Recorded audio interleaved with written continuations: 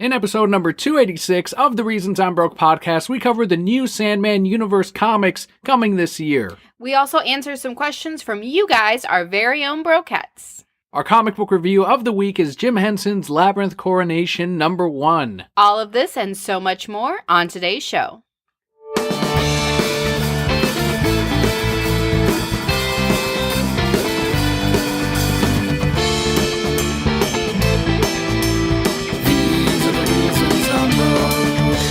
Hello and welcome to the Reasons I'm Broke podcast, bringing you the reasons we're broke every single week, ranging from comics, movies, TV, video games, and more. I am Darth Vaydaniel. And I am your great Emperor Kelli. For any new Brokettes, welcome to the show. The way we format it is first we cover some news, and then we head on over to our Patreon, our Brokette block of the week, which is kind of our background news of the podcast itself, what we're working on each week. And as I mentioned earlier, Patreon shoutouts of the week, the people that make the show possible. And we end it with a comic book highlight, which is our review this week. We do want to give a disclaimer at the front of this episode, though. We do have our little Leo with us this week. Due to my work schedule getting shifted, we unfortunately don't have our normal podcasting day. So we're podcasting right now, which means no childcare. So Leo's hanging out with us. He's a lot of fun. He's already made us restart 4 times because we can't stop laughing at him. He's just in awe by it. He's like, oh, this is, he gets the upfront behind the scenes of the podcast right now, and it's just the coolest thing he's ever seen in his life. Yeah, if he gets fussy at all, we'll have to cut, but not a big deal. It won't really make a difference to you guys. But as you said, because of that work schedule, the news is going to be a lot lighter this week, but we called upon the Brokette Corps to give us some topics to talk about this week. The stuff that does release as far as news will be covered next time on episode 287. But without further ado, let's head into our news and the Brokette Corps topics for the week. As you mentioned in the very beginning, we are getting some new Sandman comics. Sandman co-creator Neil Gaiman will be overseeing 4 new series set in the Sandman universe. Neil Gaiman, of course, wildly popular for more than just Sandman. He does anytime he does any piece of work, it is always going to be Neil Gaiman's insert title here, because that book sells based on the fact that it's Neil Gaiman. People will follow him no matter where he goes. But this is a move from DC that I never expected. No, never. Not only that we get the Sandman Overture a few years back, and that was nice, but this is like it's like they supersized the fucking thing. Like there's 4 new series set in the Sandman universe that are heading our way, and it's all going to kick off with a one-shot titled Sandman Universe, which does release on August 8th. We do have a quote here. Quote, "It's a huge sandbox with so many wonderful toys that nobody's getting to play with right now. I started feeling guilty. I liked the idea of getting the toys played with again, reminding people how much fun this is, and also getting the opportunity to work with some fantastic writers. Down the line, there will be fantastic artists as well." End quote. This is what Gaiman told Entertainment Weekly. He's pretty much saying they put enough dollar bills on that paycheck that, yeah, let's put it back out there again. Yeah, from reading in between the lines, it sounds like DC has been asking Neil Gaiman's blessing on doing more Sandman titles after Overture. And he said he felt guilty that no one's playing with these characters, that no one's using his universe. Sure. So for years, he said, no, I don't want to use the Sandman characters. I don't want to write another story. But in this case, he is overseeing all of it. So he's not writing each series. He's not writing the 4. But he's instead plotting with these other writers to move these stories forward and kind of guiding them along the way on how they're going to set this story up and what kind of stories they can tell. So the 4 series that we are getting, the first one is going to be called The Dreaming. And this is going to follow supporting characters such as Matthew the Raven and Cain and Abel from, of course, the Sandman universe. Cool.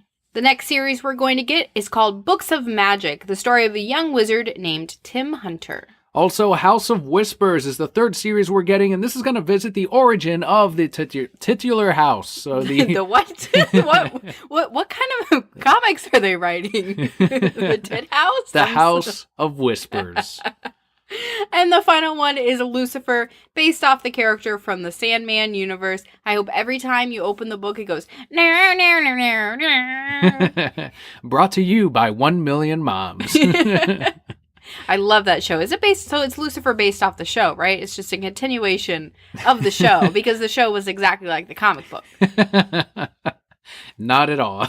Well, you know what? Fuck it. They got me sold just because of the show. So pick that one up for me. What's funny is there was a Lucifer series before this, like less than a year ago. Nobody cared. But you didn't want that one, but you want this one. Yeah, well, I didn't know about the one less than a year ago. And you already told me it wasn't like the book or the TV series. Right. Which is fine. But even though this one won't be, I hope it will be.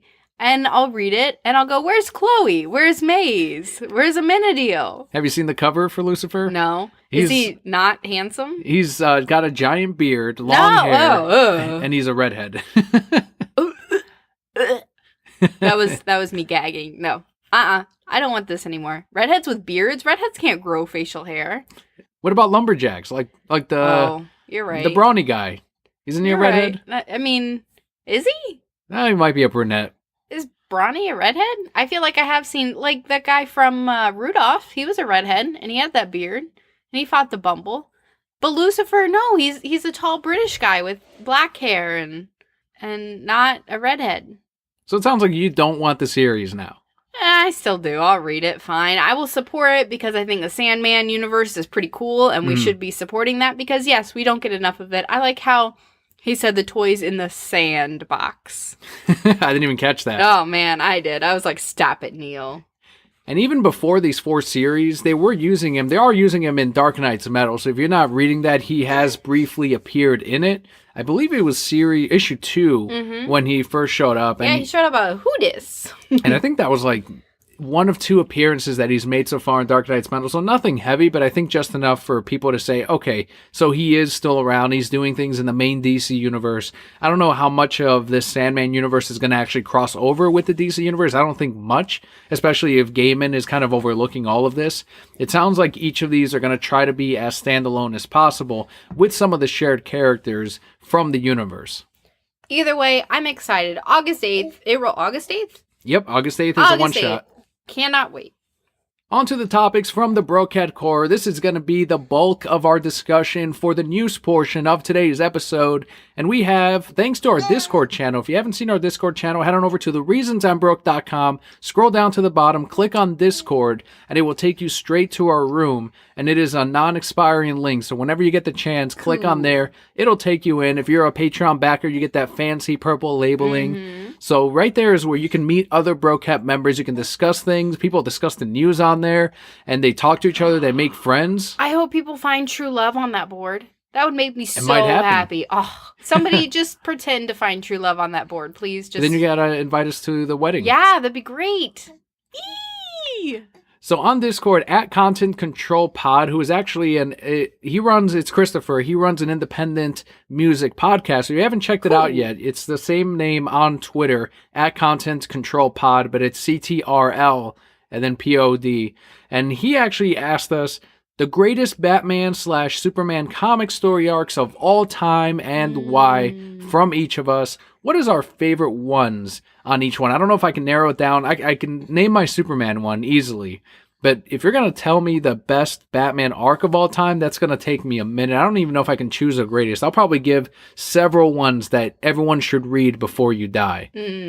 Okay, so Superman, I think I'm going to have to go with Red Sun. That's my exact pick as well. Superman Red Sun. It is the greatest Superman story I've ever read. So why do you like that series of, I think it was four or six issues originally? It was just fantastic, and it's been a while since I've read it, but I remember liking it so much because for those of you who don't know, it's the story of what if Superman had shown up 12 hours earlier, 12 hours later, something like that.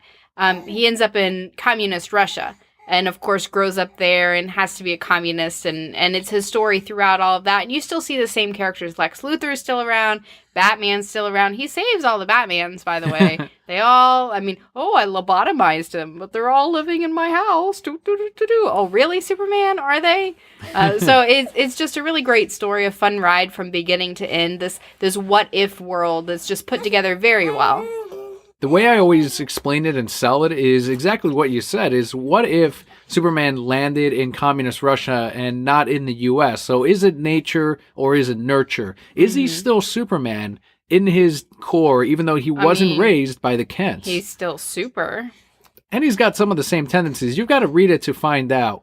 But it really is the kind of like the prototypical future of not only is Lex, like what happens if Lex is the protagonist and he still hates Superman, but for different reasons. So there's so much to play with there in this alternate universe. He is the ultimate patriot because he wants to save his country against this Superman from this communist Russia nation, this nation that is threatening to change the U.S. and the way they've done things for years. They have the ultimate weapon on their side, and Lex has to be the hero. So you are rooting for Superman, you're rooting for Lex Luthor, you're rooting for Hal Jordan. Batman. Would you consider Superman a villain in Superman Red Sun? No, because that's the way he was raised. He's not inherently evil. That's the way he was raised. They told him this is the right way to do things. The way Mark Millar wrote Superman is in that sympathetic light where you're in his head. You're seeing what he's going through. And you're seeing the inner struggle that he's going through as he's leading his nation. So he is trying not to be the oppressor of the world, but it is the actions of all these other countries that are leading him down this path and are forcing his hand. There's so much to explore here, and Mark Millar, that is my favorite story from the man, and he is still killing it. He's making tons of money now with that Netflix deal, that exclusive. That's right. And now without him, we wouldn't have gotten Superman Red Sun, and it is our favorite story arc of all time when it comes to the Big Blue. I'm impressed that we agreed on something, because very rarely that we agree on something. One Superman arc that I will say, a couple of runner-ups, the current DC Rebirth, where it is Superman raising little Jonathan Kent Jr. Yes. That's one that you should read. If you're going to read anything from DC Rebirth, it is the Superman. He's not growing as a dad, but instead it's Jonathan Kent's raising, and he is a much better father than Batman is. They're learning a little bit from each other, but it's not like that growth of two characters like we got in Batman and Robin. It is an all like it's a super patriotic, all American type of like classic Superman, but we're getting that story that hasn't been told in many years of here's how he raises Superboy, here's how he works with Lois Lane to raise this child that is also super powered and reflects him growing up. And that's a story we don't see often, is how Superman grew up throughout those years, and we're sort of getting that with Jonathan Kent.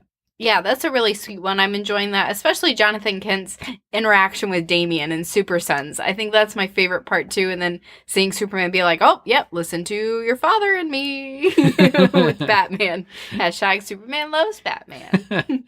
The other arc that I will recommend, and it's actually going to be the animated version and not the comic book itself, is All-Star Superman.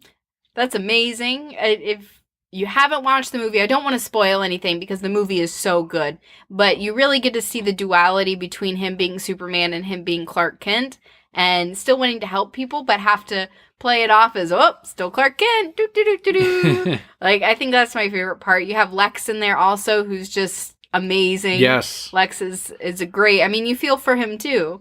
And it's a fun movie, a great ride. If you haven't seen it, All-Star Superman. I've never read the comic personally, but I love what they did with the movie. There's some extra stuff that they left out of the animated movie. There's a whole Bizarro section that never made it in the animated movie, but there's some differences in the two versions that it is superior with the animated movie. And again, it's one of those instances in which the movie does actually improve upon the original work by Grant Morrison. Oh, yes. They kind of toned down the Morrison a little bit. They just edited Morrison out a little bit. I think the best portion is near the end. Then if you haven't read All-Star Superman, it's not a major spoiler of like, and then Lex is Superman the whole time. Nothing like that, but it's in the way that Lex is defeated. In the comic book, Lex says, you took this away from me. I could have saved the world. If it wasn't for you, I could have saved everyone. And in the comic, he punches Lex. Lex is knocked out, and Superman says, Lex, if you wanted to, you would have already. And that's it. Like, it's got this cross-eyed Lex. He's knocked out. Like, the stars around his head. Like the little birds chirping. Yeah, so it's like he never even heard you say it because you knocked him the fuck out. Yeah. But in the movie, Lex is on his knees and he tells him the same thing. If it wasn't for you, I could have saved the world. I could have saved everyone. And Superman just looks down on him and in pity and in disappointment more than anything. And he says, Lex, if you wanted to save the world, you would have. And Lex says, you're right. And that is, it's just him admitting that Lex could have been that savior for the world, that he could have been Superman for everyone, and he never chose to be that person. And that's the thing about Lex is that's absolutely right. 100% correct. Lex has all the money and the resources in the world to save everyone, and he just chooses not to and to blame it on Superman. So, meh, take that, Lex Luthor. I still liked in the Justice League animated series where he gets like a cancer because of the kryptonite that he's been working with throughout the years, all to try to destroy Superman. And they tell him the bad news, and Superman says, I'm sorry to hear this, Lex. And he's visiting him at the hospital, and Lex says, I hope you're happy, Superman. Why would he be happy? Like, he's still blaming him for the fact that he had to use kryptonite against Superman. It's like, if it wasn't for you, I never would have had to use all this kryptonite and chosen to use kryptonite against you. So it's because of you that I have cancer. It's like, God damn it. So how does Batman not have cancer? Because he probably has it, because Batman's smarter than Lex, so he has it in the lead pockets. Yes. So it's not going to affect him. His suit is already probably has protection against the kryptonite poisoning that he knows about. I mean, and also he would have to lead line his suit so Superman couldn't look through it, because, exactly. Superman loves Batman. Batman wouldn't fucking care. He'd be like, whatever, Superman. But Lex doesn't have that. He just works with it willy-nilly, never knew about the cancer, never knew about the poison that is kryptonite. Guess you're not so smart now, Lex Luthor. So check those out. All-Star Superman, the movie. The Superman DC Rebirth arc currently going on. There's like 2 or 3 trades going on right now. They're up to issue 40-something. And then, of course, Superman Red Sun. Buy it on trade paperback immediately. Don't even say, well, let me try it out. Buy it. Just buy it. You won't regret it. On to Batman, the greatest. Christopher wants to know the greatest Batman story arcs of all time, and I can't settle on one. No, there's a few good ones. Just like before, we're going with must read. Batman Hush. Yes. Interiors by Jim Lee. I forgot about that one. Shit. That book those issues are such a great introductory type of comic book to someone that hasn't read comics but wants to get into it, because it's got a bunch of villains in the Batman universe, tons that people are familiar with. Harley Quinn, Poison Ivy, the Joker. You've got Jim Gordon, art by Jim Lee, who is very accessible. People recognize his artwork from the X-Men run in the 90s, his work on Image, and now all the covers he's done from DC. There's a Batman versus Superman fight in there. That book has everything. It's got the Riddler. It's got an all-new villain at the time, which was Hush. And all of that is perfect for someone looking to get into comics. And that's always I think that's probably the best, most accessible type of comic that you could give someone that says, I like Batman, what would you recommend? Absolutely. I did really enjoy Hush. I think it was one of the first Batman stories that I actually ever read. You had it in trade paperback, and so I got it from you and read it. Another runner-up? There's a few. I loved the arc where, and we talked about it last week, where they had that silent issue. So it was the death of Damian and then how Batman copes with that. I really enjoyed that one. The Court of Owls was great. So the New 52, lots of books in the New 52. I would say one of my favorites is Little Gotham by Dustin Wynn. Leo obviously doesn't like that one. Yeah, Little Gotham is I don't know why that doesn't sell more to kids. Leo's like, I want it. Because it is kind of like, there was the Scotty Young issues that came out, the giant size Lil X-Men or whatever it is. And that one sold way more than the Dustin Wynn one with Lil Gotham. It's got all the watercolor drawings. I think that might be what kind of offsets kids from it, is that it is watercolor. It's not as cartoony. Aw, the watercolor's the best part. It's gorgeous, but it's not like a cartoon. It's not as bright and colorful as your standard, Scotty Young drawing or even the stuff from the all ages section. It's still great. It's a bunch of fun little light stories, but they're all themed around the seasons. Get it for your kids. Your kids, Mommy, I don't like watercolor. Don't care, Timmy. Would the Gotham City Sirens count for Batman arc? Yeah, I would take it. Gotham City Sirens is good. I also liked Mad Love. Would you count that as, it was one book. Batman Adventures and Mad Love. Yep, there you go. Perfect. The Batman Adventures books were really fun, too. A lot of them were like a continuation of Batman, the animated series. Going back to animated, I do want to give a shout out to the episode of Justice League Unlimited where Superman comes back from an alternate universe and runs and hugs Batman. Trying to think of more Batman story arcs that would probably sit at the very top. Of course, Hush Beyond, also by Dustin Nguyen and written by Paul Dini. That is the sequel to Hush, and that is also the continuation of the love story between Batman and Catwoman. Yes! It is Hush going after Batman's heart, and he literally takes out Catwoman's heart. Speaking of Batman and Catwoman, what about Mr. Tom King right now? Going on with this, gonna get married. do, do, do, do, do, do, do. Yeah, if you want to jump into the latest Batman stuff, right now the Batman ongoing is excellent. I still like Detective Comics more, but it is really solid and people are really liking it. What about The Killing Joke? We haven't mentioned that one yet. That's a classic, forever a classic. Another origin of the Joker, the one that is, I think, accepted by many as the, at least definitive to me, that's what I origin, see as the origin to the Joker, this failed comedian and then gets mixed up in the mob. And I know since that book released, like they made it canon because of Barbara Gordon and her Oracle, becoming Oracle. And probably a lot of people still say that she was at her best when she was Oracle and in the wheelchair and not when she returned as Batgirl as she currently is. But that all goes down to preference. It all goes to if you read and are used to Barbara Gordon as Oracle.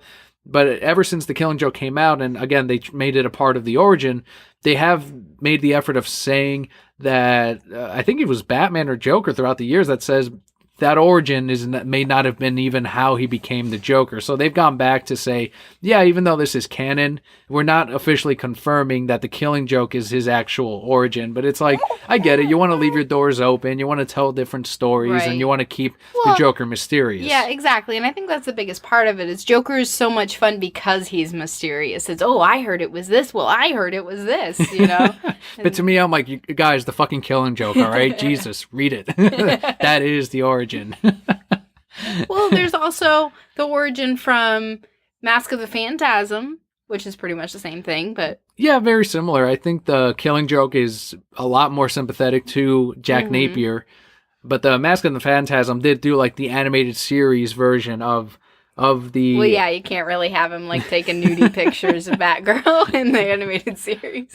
Mommy, what's this? Oh, shit. The other one that I would also recommend is Streets of Gotham. Yes. And that's another one by Paul Dini and Dustin Nguyen. And these are just different stories about the different characters, villains, the police, Gotham City Police Department, and really more comic books that you can adapt into episodes of Batman the Animated Series simply because it is written by Paul Dini. And if some of you aren't familiar with Paul, he's written the stories of Batman Adventures Mad Love. He co-wrote the origin to Mr. Freeze. When they reinvented Mr. Freeze from what he was in the comics and in the Batman 66 television show, where they introduced the story of Nora, they made him a tragic character. Oh, I thought you were going to say they made him attractive. I'm like, they still didn't do that, but okay.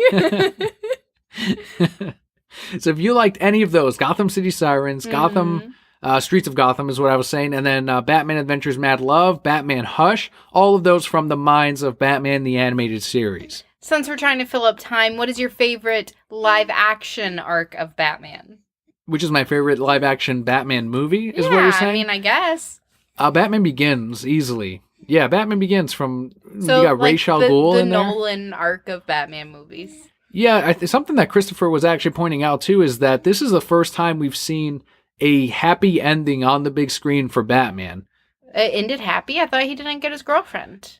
In The Dark Knight Rises, at the very end, he and Selina run off into the restaurant, and Alfred sees him there. Run off into the restaurant. Are they like little kids? Like they're eating lunch with Alfred, and they're like, bye! It was kind of a weird scene. Like, I get that Alfred went there to hope that maybe, just like in the story, Bruce was going to show up, and then he did. So I don't know. It was un-Batman-like because he just left Gotham in the hands of Robin, essentially. But they still should have named Terry McGinnis and just been done with it. But, my name is, like, Jingleheimer. And then at the end, they're like... They call me Robin. They call me Robin. This is my real name. Why'd you call yourself Jingleheimer? I don't even remember his name. He's got training, right? Kind of. All right, good enough. I mean, here's the Batcave. He's a Gotham City cop. Well, that just means fuck all with things.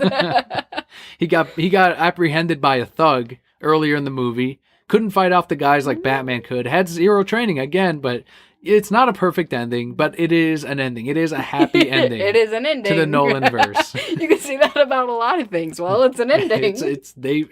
With Batman though. It is. When else have we gotten that kind of It's ending? true. Like in the Tim Burton. The Tim Burton universe, we didn't get that. It just ended with Batman and Robin. We got that wrap up with the Nolanverse. Who knows if we're gonna get it with the Zack Snyder universe? Yeah, with Batfleck. I don't know what's gonna happen. We definitely don't know.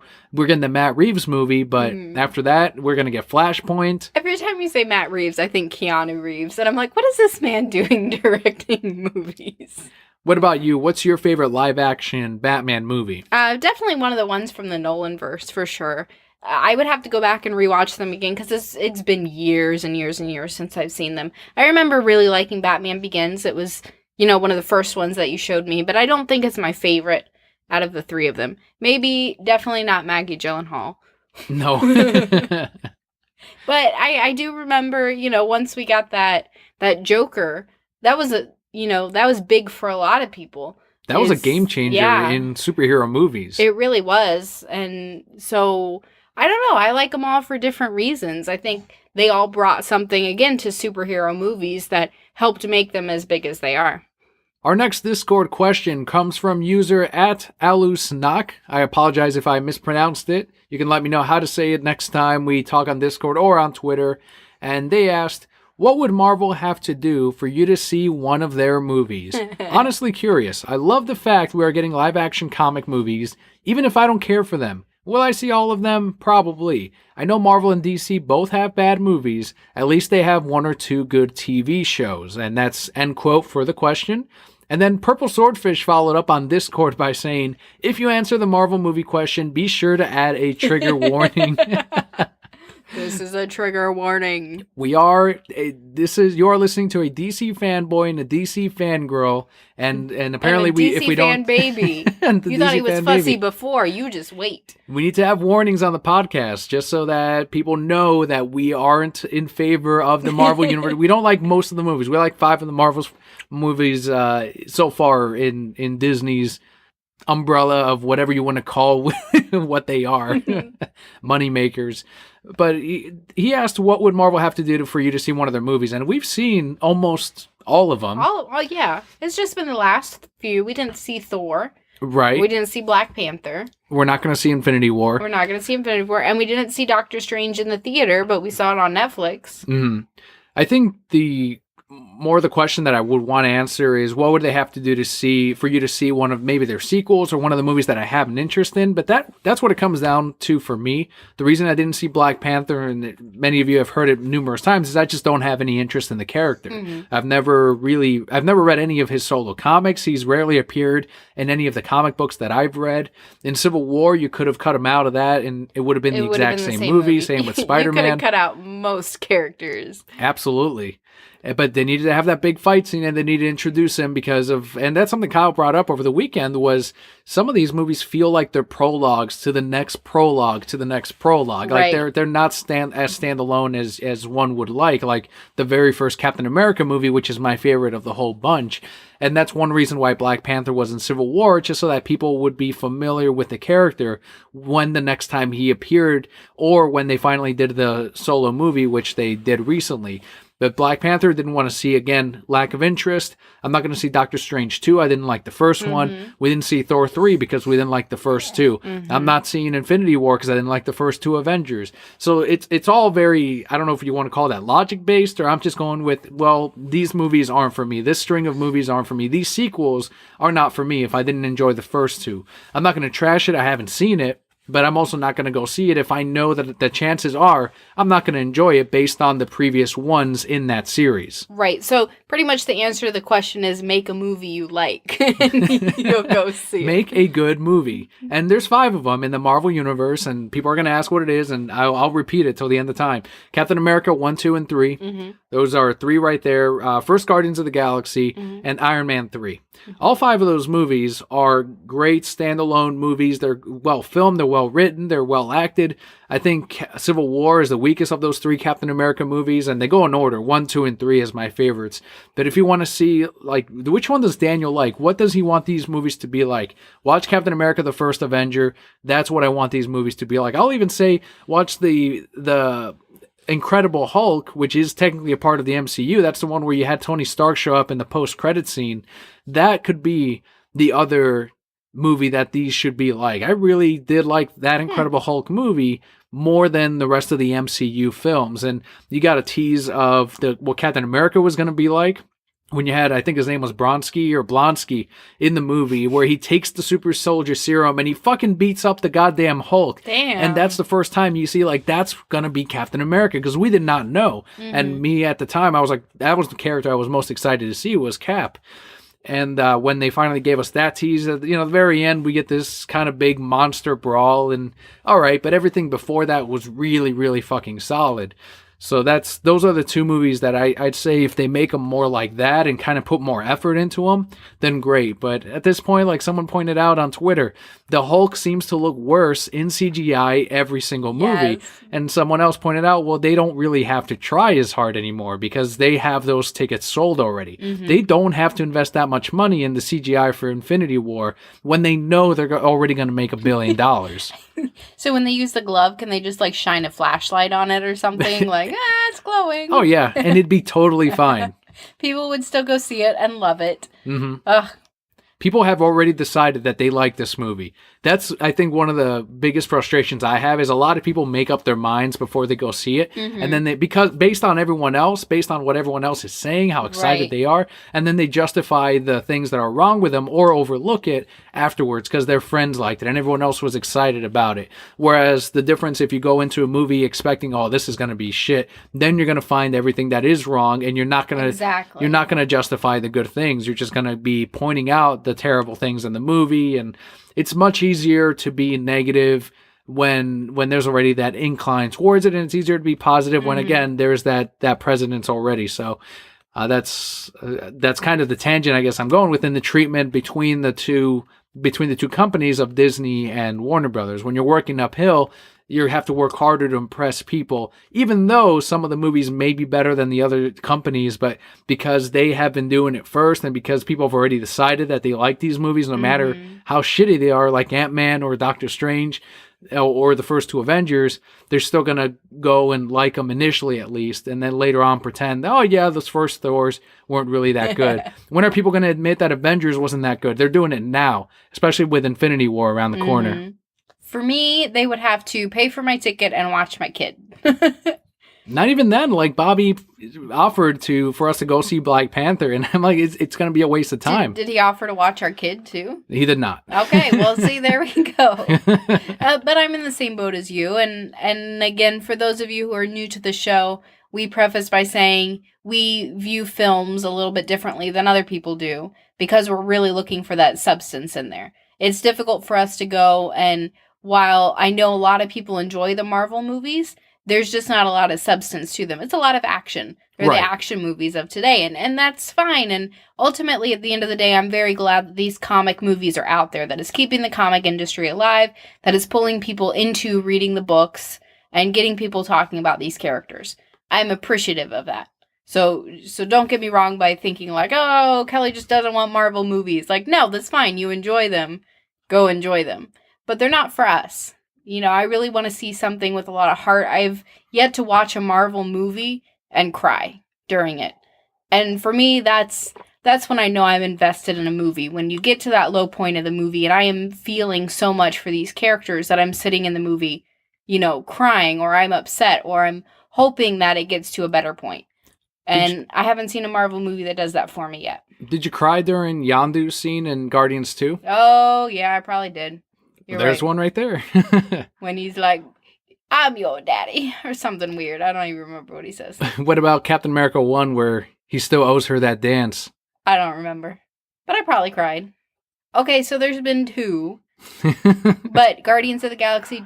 Oh, wait, no, that was 2 where Yondu died. Yep. Spoilers. Because people haven't seen it yet. Well, what else? There hasn't been another one. Go ahead and name me another one. No, that is it. Wrong. That is it. Just those 2. All right, just those 2. So we do want to thank the Brokettes that submitted some questions for today since it was a lighter news week.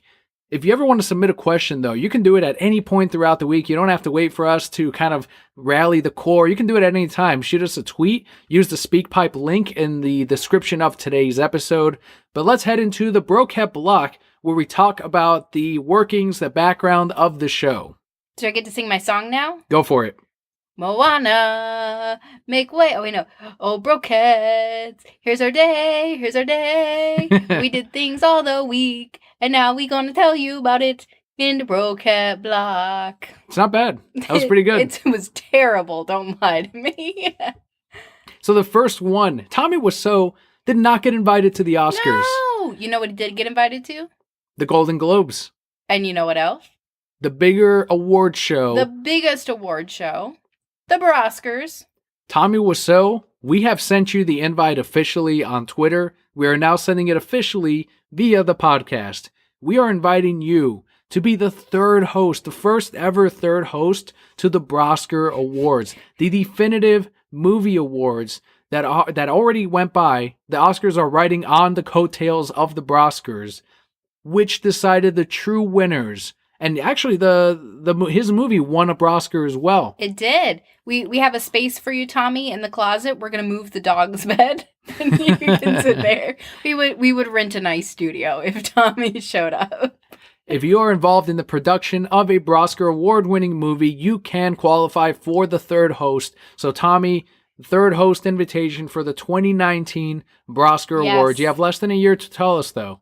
It's going to be here before you know it. You better, write in real quick. Let us know that you're going to be here. You can tell as many jokes as you want.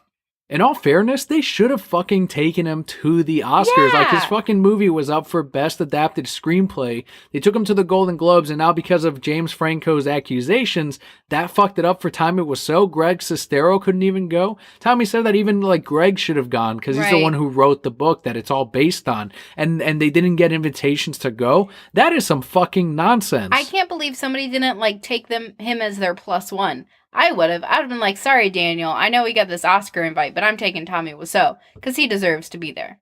People are already saying that they're exploiting him by not allowing him to be at the award show. It's already his life that they made a movie out of, and you can't have the guy at the Oscars, the man himself who without it, we wouldn't have had The Disaster Artist. We wouldn't have had The Room, which has made him so much money already.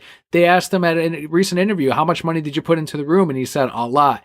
And they said, have you made that money back? And he said, yes, I definitely have. Of course he has. With all these screenings and how big it's gotten again now, absolutely. And the money he's making from Disaster Artist when he signed off his life to James Franco. And again, they can't have him at the Oscars. Ugh. Give me a fucking break, man. This is why the Oscars are lost their legitimacy to the Oscars. The Oscars are opening the invitation, open arms to the award show. Tommy, come on down to the bigger fucking award show, to the winner. You're already a winner. You've done it. Forget about the Oscars. I understand that this is where everyone else seems to think that they have to be going, but you've already won the jackpot. You have won the lottery as a winner thanks to Kelli, who awarded the movie a Oscar award. Because it was great. It's a fantastic movie. And The Room's a fantastic movie, too. I would give The Room a Oscar. Can we, every year now, we need to have a back in time Oscar, where we go back and we give a Oscar to somebody who deserved it. A throwback but never Oscar? got it. Yes. A throw Oscar.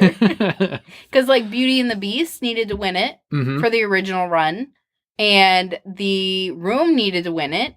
And I'm sure there's many, many more that deserve a Oscar. Unlike the Oscars, which don't retroactively correct injustices in history, the Oscars puts an effort to say, well, the Oscars weren't around during the creation of these movies when they would have won.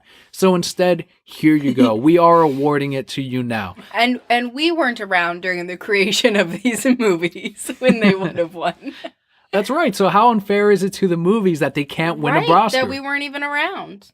Another injustice that has fallen upon some Brokette Corps members, and I do see the stats. I see that some of you do listen to us through iHeartRadio, but the company has recently filed for bankruptcy. That does not mean that is it for iHeartRadio. That's not the end-all be-all. There are companies that have filed for bankruptcy that come back, they restructure, they reprogram the whole company, and then they get back on their feet. So it's possible that iHeartRadio will still be around 10, 20 years from now, but because of that uncertainty, I do want to recommend some of my favorite podcatchers in case you do want to look for an alternative from iHeartRadio.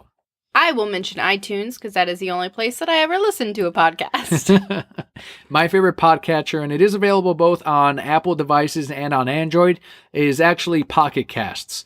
That one you can find at the App Store. I think it's $3.99, might be $4.99. It's not a monthly fee. It's a one-time fee that you buy the app. And what I like the best about this app is that you download your podcast and it's got different features. You can cut out silence. You can cut out, if you listen to a show and they don't do their editing, they don't cut out long periods of dead air, the app will do it for you. And it'll actually track the amount of time that you are saving by cutting out those silent breaks in between two people talking. And also it's got a volume booster so that it'll regulate the volume level for some other podcasts that maybe don't level out their audio, so it'll have that feature in there, and it'll also track all of the different stats that you would ever want. Like I'm weird, like I like to see how many days of podcasts I've listened to since downloading the app. And how many days is that? I think it's like 26 days. That's insane. Right now. That is insane. It's got amazing presentations. You can fast forward whatever amount you want. You can set it to 15 seconds, 30 seconds. It'll have a button there. So you can fast forward through intros, outros, whatever. It's so accessible. It's super easy to use. Once again, that's called Pocket Casts, available on Apple and on Android devices. Why would you want to fast forward through intros and outros? For something like that you hear every single week and it's the exact same intro at the very beginning, like Fat Man on Batman has the ad and it has the intro and then the show starts, so I like to fast forward through those. Yeah, and people pay a lot of money for those intros and those outros. We would know. That's true. Okay, then. But ours aren't an ad at the very beginning. I could put an ad at the very beginning. Don't do that because then more people are going to fast forward. No. I'll do like a Kelli ad every week, like, like mold ruining your life again. I don't know. What are that? I think that's going to be the only app I'm really going to honestly recommend because that's the one I use. That's the one I've had the most use for. Stitcher I've used in the past. It's not bad, and I know a lot of people really like Stitcher, but it's not my cup of tea. I don't like the presentation. I don't like the lack of features, but it is also free, so that's another option for you.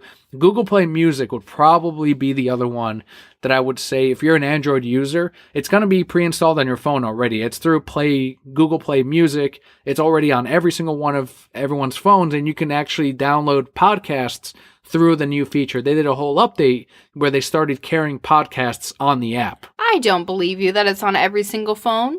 You said Google Play Music? Yeah, it's gonna be. Look for Play Music on your phone. I see Play Movies. There's no Play Music on there? I do not have Play Music. Is there music? On my that phone. Is a Google one. There's Play Music. Damn yes. it, son of a bitch.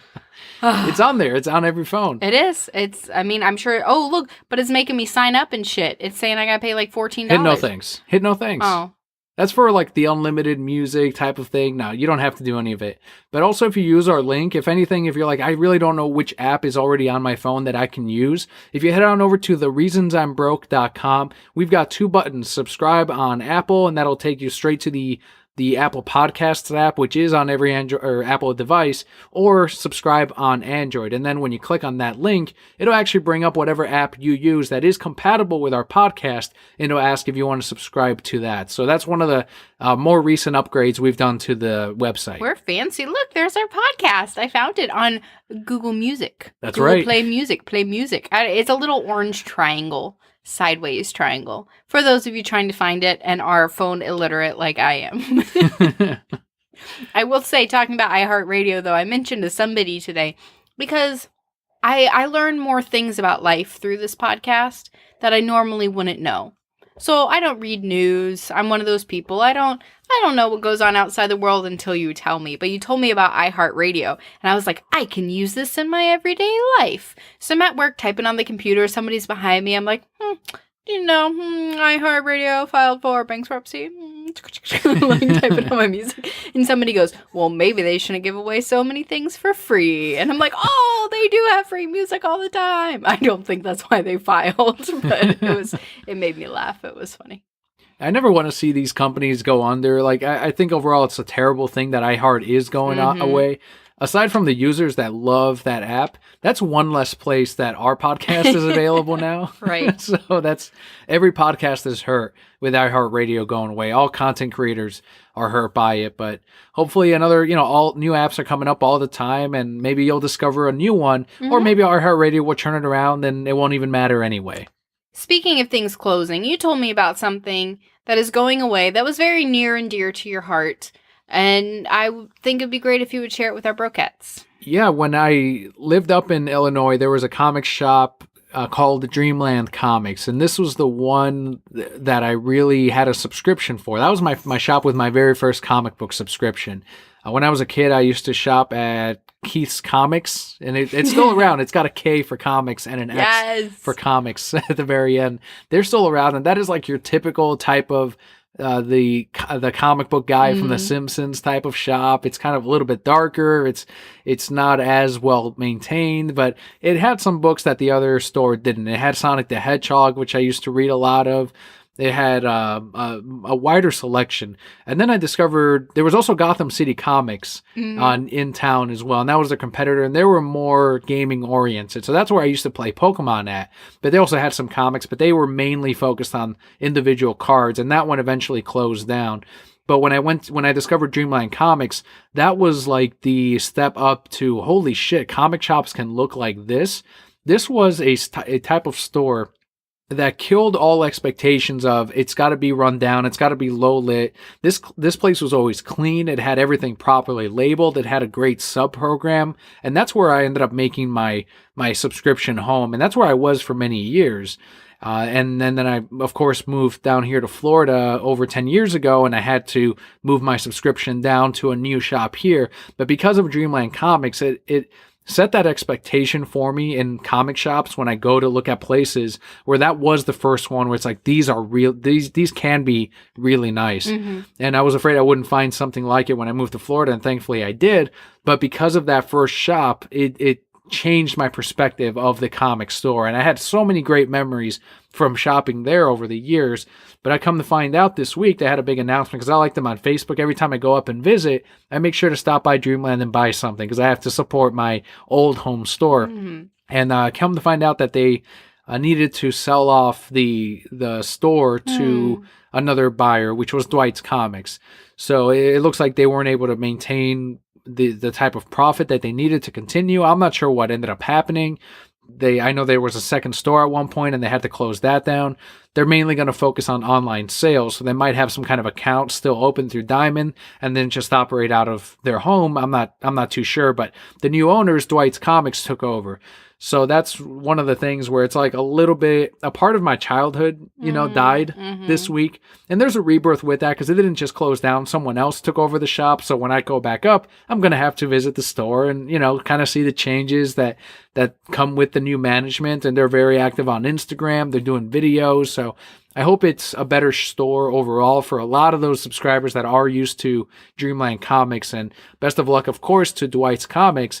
But it was just something that, like a bittersweet moment this week of, there goes my childhood store. It's transforming. It's changing. It turned into Rick from Morty and Rick. I'm transforming. That is unfortunate, though.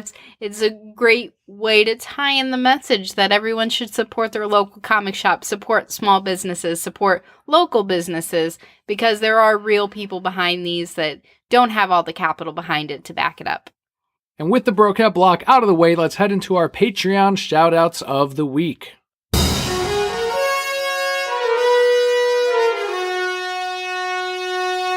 This week we have 3 shout-outs. The first one goes out to Neil, who is at InMats68 on Twitter.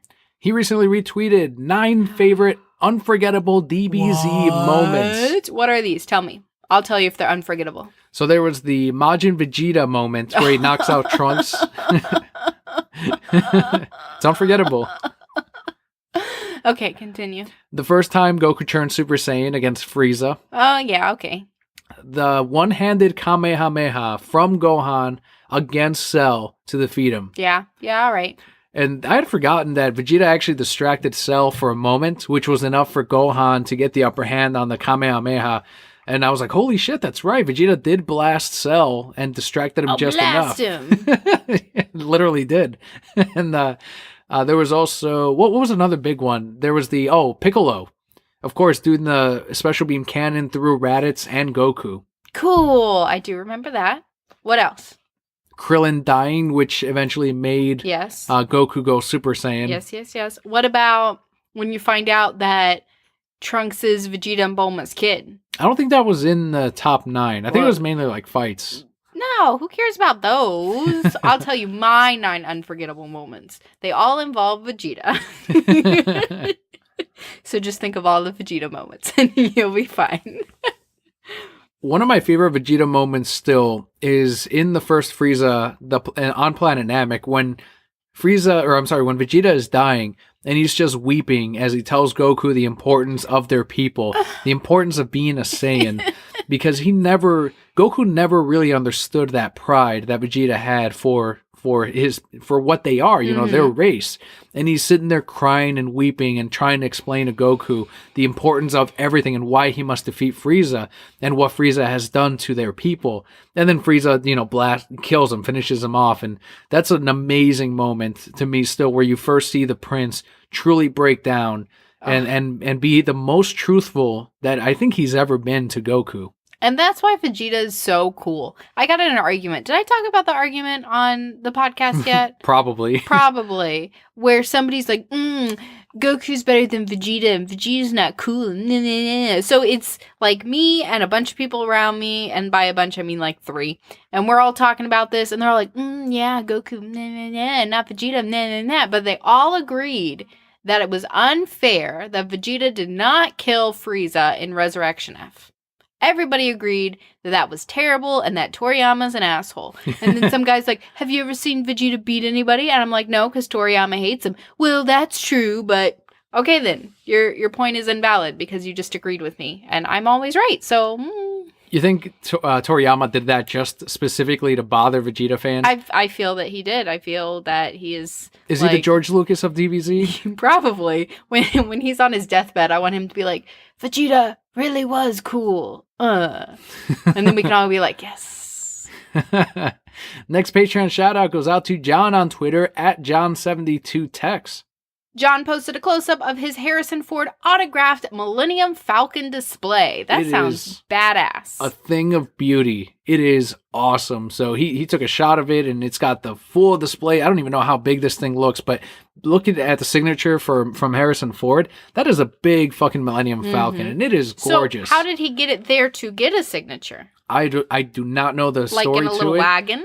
But he's got the part that's signed looks to be a plaque, which has the display, which has the etching in of this is a Millennium Falcon from this particular movie, and then you have the model. So you could have had the actual plaque signed, and then you can put it with the Millennium Falcon. I don't know if it's a one piece, but I don't think it was the whole Millennium Falcon taken to get signed by Ford. I wanted to take a little wagon throughout the convention. Like some people put their kids in a wagon. Yeah. He put some Millennium Falcon in a wagon. Or the people that have those dollies with the fucking short boxes all stringed together.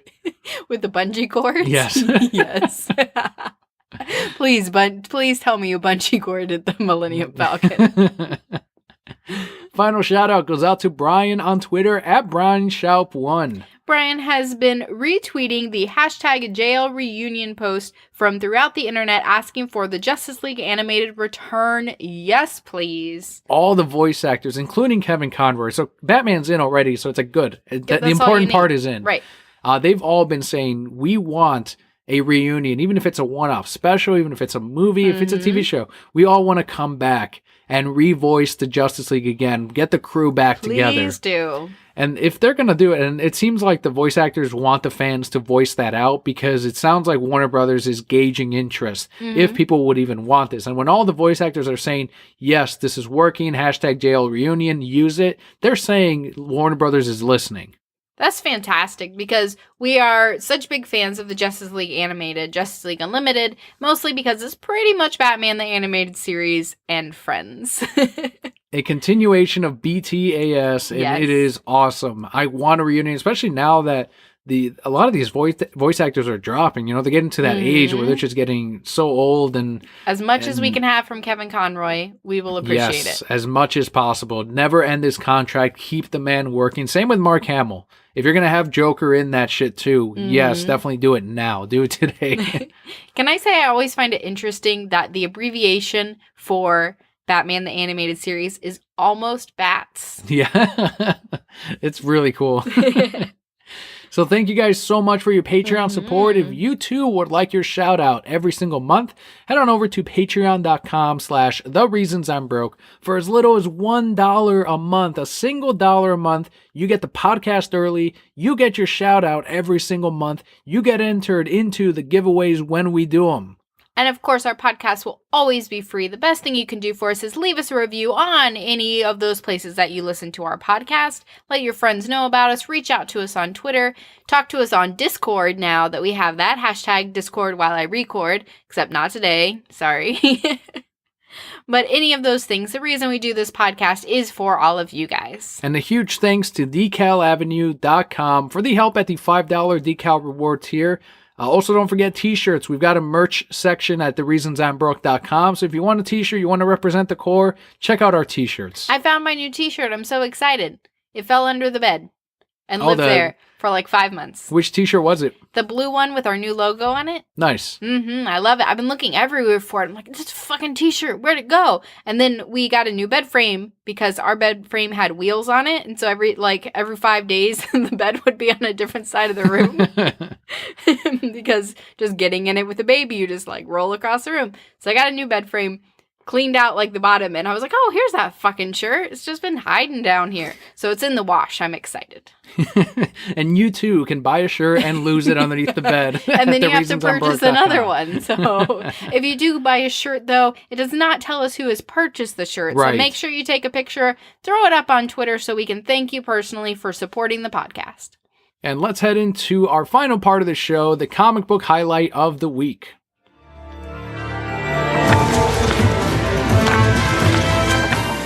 As we said in the very beginning, this week's comic book is Jim Henson's Labyrinth Coronation #1 of 12. It is written by Simon Spurrier with art by Daniel Bayliss and colors by Dan Jackson. This is essentially the story of David Bowie and how he becomes the Goblin King. Right. It is the origin story to Jareth, right? That's his name? Yes. David Bowie. If to you it was better to not know his origin, because I know I've heard some people at the shop I don't think I want to know his origin. I like the way he is in the movies. It's fair enough. You don't have to read, but that's why comics are cool, because they offer you more. If you want to learn more, you've got it. If you want more episodes of Star Trek The Next Generation, they ran that comic for years. They're doing Mirror Broken, Mirror Revisited, the Mirror Universe. What is the mirror version of the Next Gen crew, the evil versions, and what happens when evil Picard meets true Picard? And it's evil Picard has the goatee, right? And he's also jacked, but he's the same age. So what does evil Picard drink? That's a great question. Does he still drink Earl Grey and that's what they bond over? I don't know. Or does he drink morning breakfast? Ooh. And what about syrup? Does he still eat syrup? That's all great questions. Or is he a honey on his waffles guy? Oh man, I want to write these mirror images. I feel like I'd be great. Is Wesley not annoying, or is he still equally annoying in the other universe? And they again bond over that. He's even more annoying because that's the more evil version of Wesley. Speaking of Wesley, Rabbit Trail, I was watching a show recently with my mom and Wesley was in it. I was like, that's that one guy, because I forgot his name. And she's like, yeah, Wesley, I hated him. And I was like, we all did, Mom. No one liked him. No. So the origin of the Goblin King. The cover, by the way, is by Saga's very own Fiona Staples. I don't know how they fucking afforded her for a cover. Who cares? Pay what... Maybe she really likes Labyrinth and she just agreed to do it. We did say on Twitter that the Labyrinth 2017 special that came out about half a year ago, artwork was gorgeous in it. The comic itself, not very good. Not so much. So I was a little bit apprehensive going into this, but I'm like, okay, it's not going to be a compilation of stories. It's not the exact same creative team. That one was made up by many different people. So I'm reading this, and of course, I'm pleasantly surprised. I actually do like that they're taking their time and unfolding the Goblin King story. 12 issues. I expected this to be 6. I did not expect a year's worth of Labyrinth books to be coming out, and we are getting that. We are getting how the Goblin King ended up in this kingdom, how he became the Goblin King, and it's all from the very beginning, taken step by step. We don't even see him even close to being king in that first issue. And it's all told by the perspective of David Bowie from the first movie, except when he has little Toby during that period where we don't really see, like, okay, is he just playing with Toby and singing songs like in the movie? No, he's actually telling him his origin story, and that's where the comic begins.